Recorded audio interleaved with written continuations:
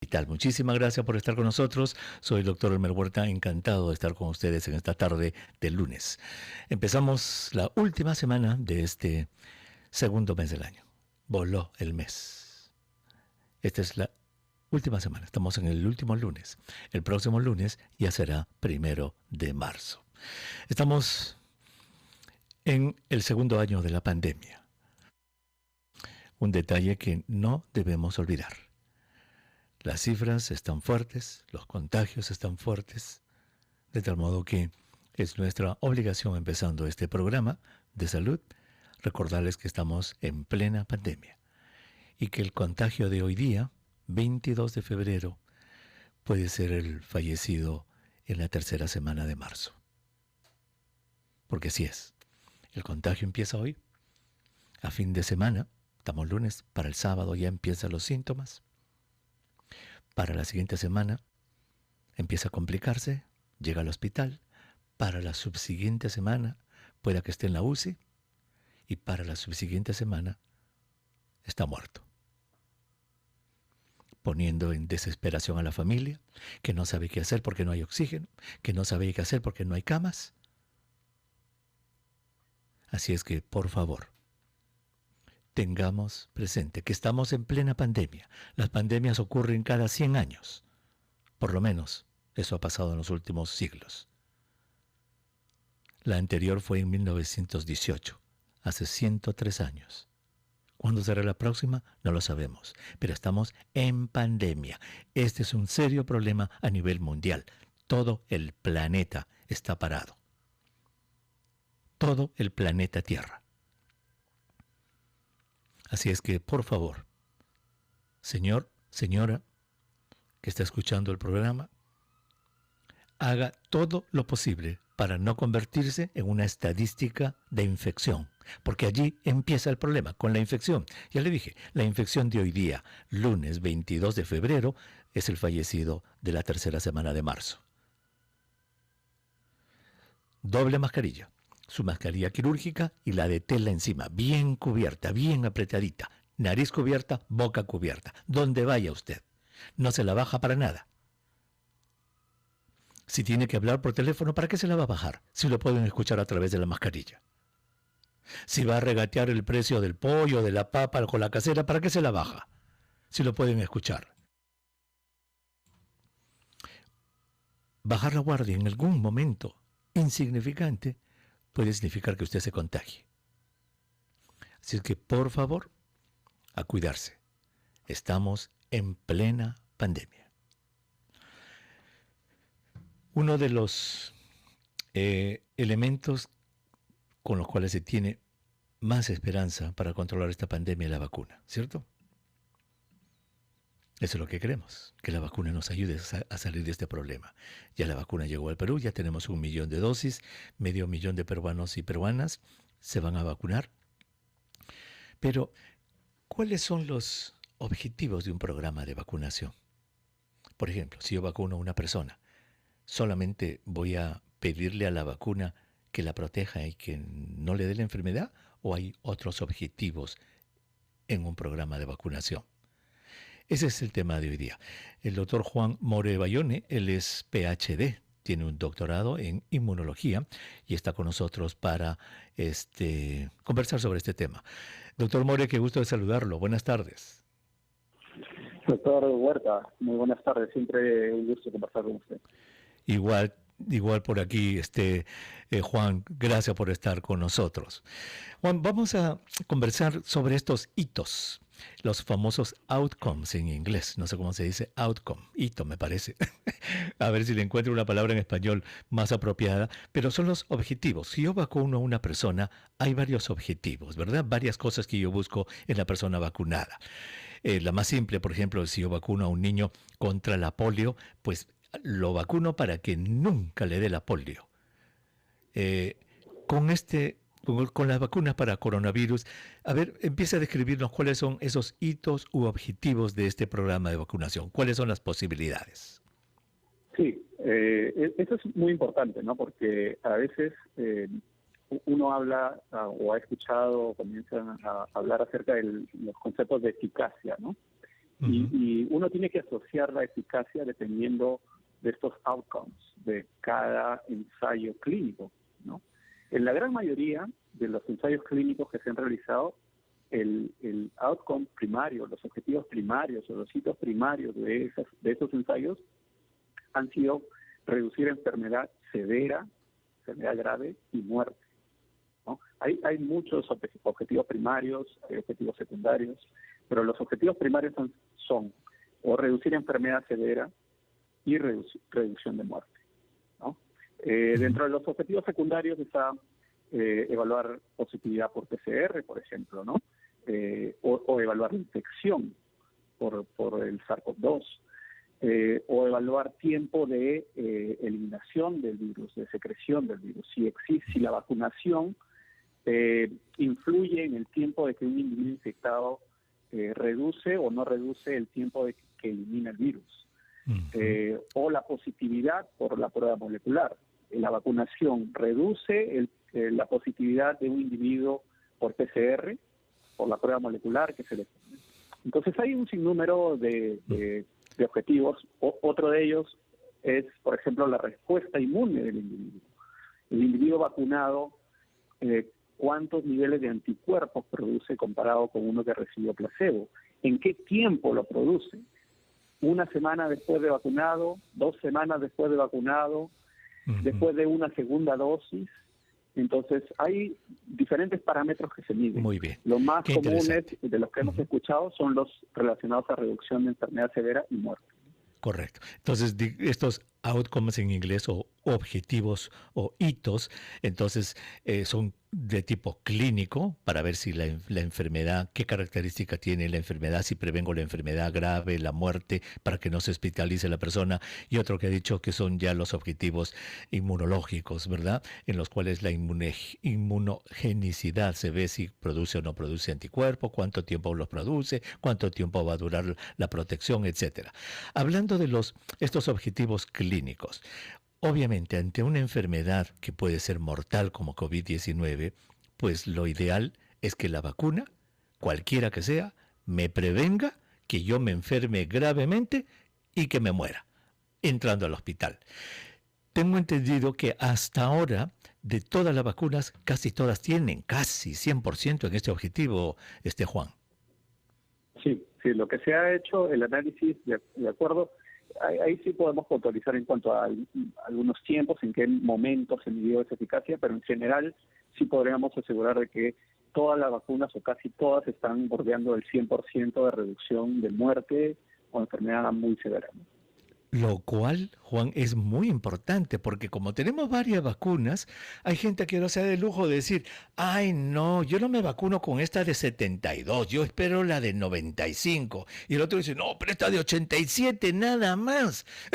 Entonces los estamos peleando por 94, 87, 79, 65, cuando lo que importa no es ese número, que ahora quiero que nos lo expliques cuál es la diferencia entre esos números, sino lo que importa es que todas las vacunas, ya sea de 65, 79, 87 o 95, todas me van a salvar de la muerte, ¿cierto? Exacto. Y en ese escenario hay que explicar también el concepto de eficacia, ¿no?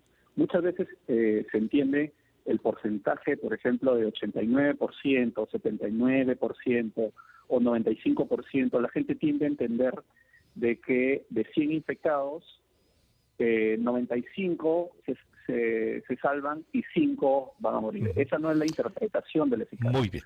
La Vamos a eficacia, dejarlo allí porque quiero que regresando de la pausa nos expliques esa creencia que él dice, 95%, entonces significa que 95% se salvan y 5 caen. Quiero que nos lo expliques regresando de la pausa, Juan. Regresamos. De gaviotas supe que allí estabas tú.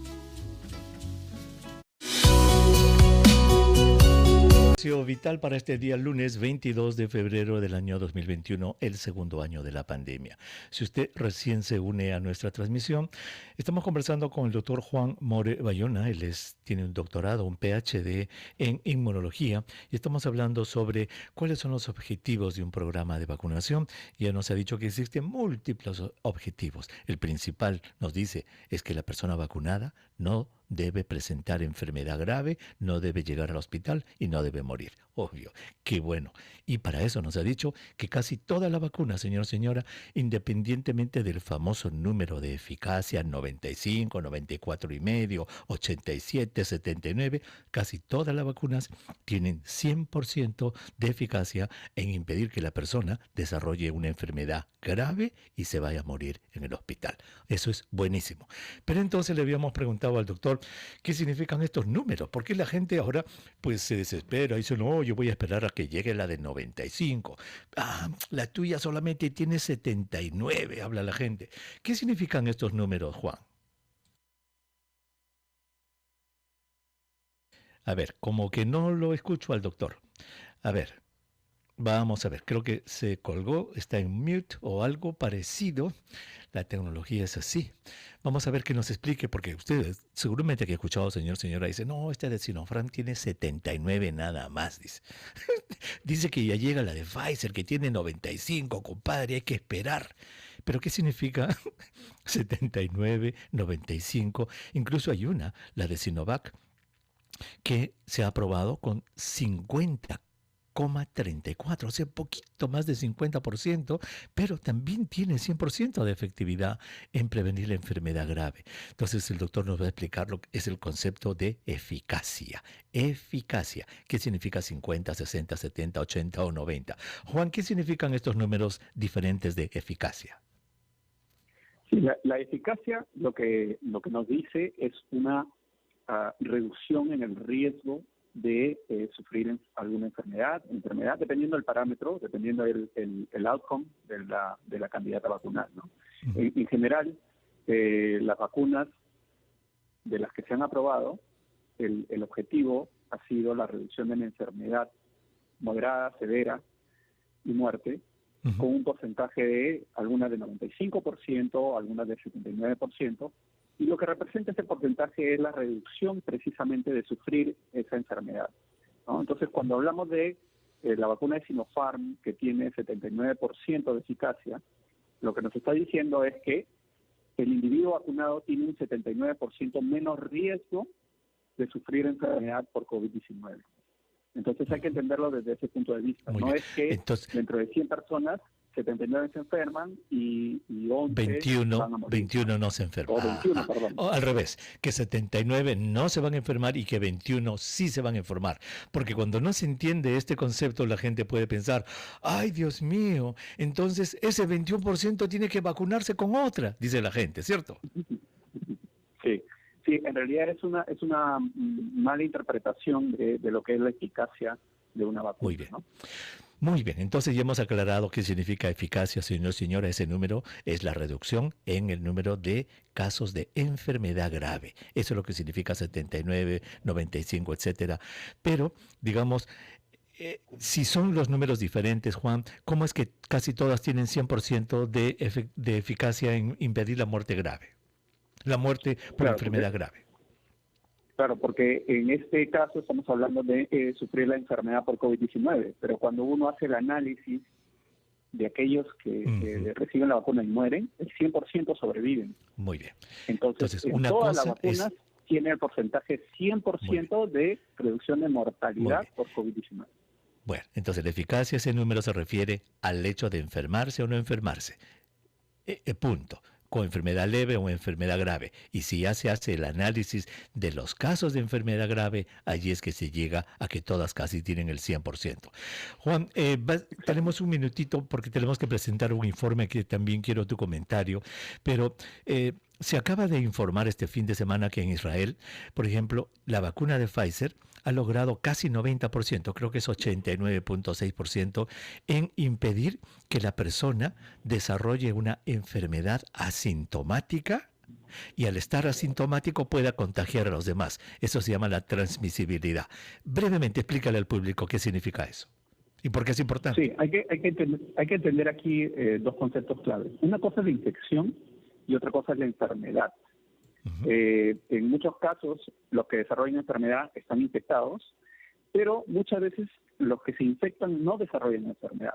Como bien usted lo explica, hay infecciones asintomáticas, hay individuos, y para esta enfermedad en particular, ese porcentaje es bastante alto.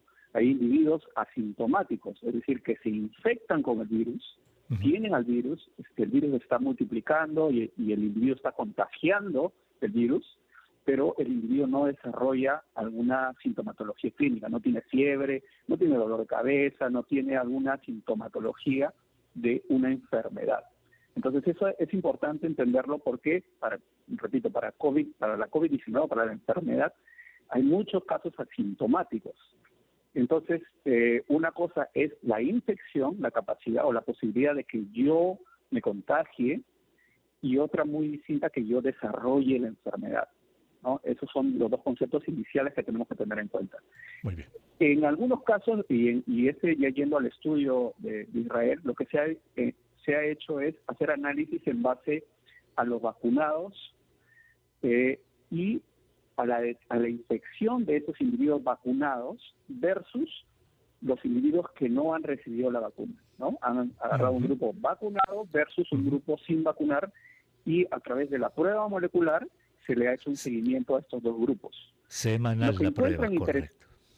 Lo que encuentran interesantemente en estos dos grupos es que aquellos individuos que reciben la vacunación tienden a tener un valor del resultado de PCR un poco menor en cuanto a moléculas del ácido nucleico del virus comparados con aquellos individuos que no recibieron vacunación. Menos carga. Ese es el concepto, menos carga de material genético viral. Material genético. Sí, material genético, porque la prueba detecta el material genético. Claro. No hay un análisis que se tiene que hacer ahí, porque algunos dicen, bueno, pero eso no refleja el virus viable que se está replicando, ¿no?